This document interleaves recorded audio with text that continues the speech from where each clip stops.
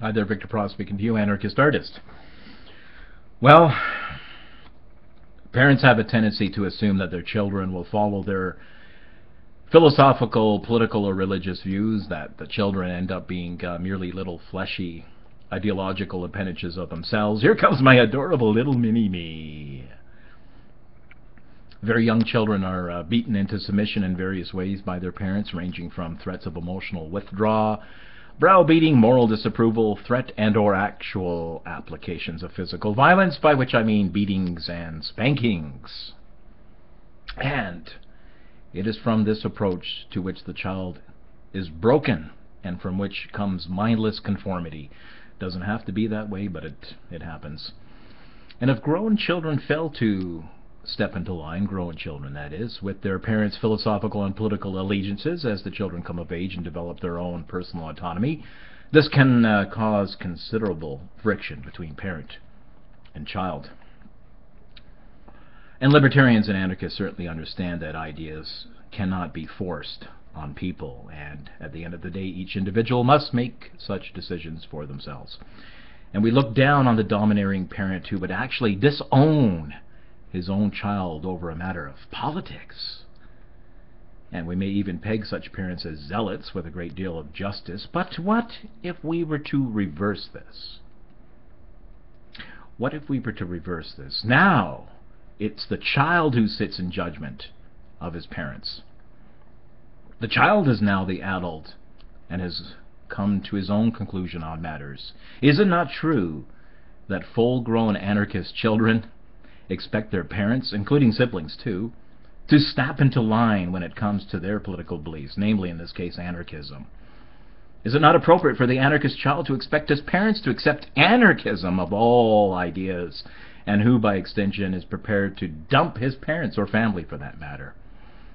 Now we come to the common argument that is usually leveled against Stefan Molyneux. It's an outrage that familial bonds should be shattered over political allegiances. This is an outrage. Well, I mean, why do we not see the case where we have certain family members who say, you know, one's a Democrat and some other guy is a Republican, and yet these two differing political allegiances has no negative bearing upon the value of their relationship with each other? I mean, they have heated arguments, sure, but they recognize the value of the other person at the end of the day. They are, don't you know, family. And here comes this Molyneux guy, Molly guy, purporting that we ought to dump our family if they don't whiplash their entire political and philosophical orientation to that of anarchism. And this strikes many people as lunatic.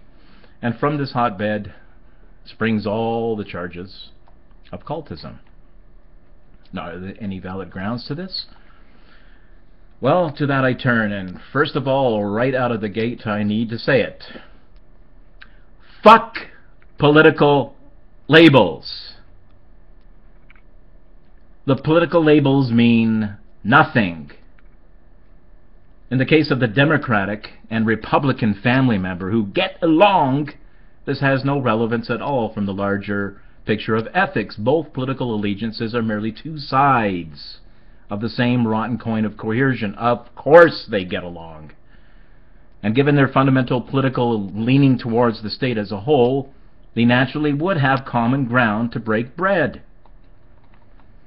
Political labels mean nothing. The anarchist who presents his case solely as a clash of political ideas, of vanilla versus chocolate, is bound to look like an ideological idiot. This is entirely the wrong approach. Forget the fucking political labels. The issue dividing the anarchist from the overt admitted statist is an ethical clash. The ultimate clash between the statist and the anarchist is an ethical issue. It's not a matter of forcing your political issues on your family. And it's not you, by some arbitrary means, that determines the difference between initiatory force and peaceful cooperation. It's not subjective. We know it concretely and objectively, the difference between these two approaches with each other as human beings. Of course there's a fucking difference. That's objective. The clash is between initiatory force and peaceful cooperation. That is the conflict. As the quote goes, statism is the utopian ideal that just the right amount of violence used by just the right amount of people in just the perfect way leads to a perfect society, and this is the standard to which the statist is committed.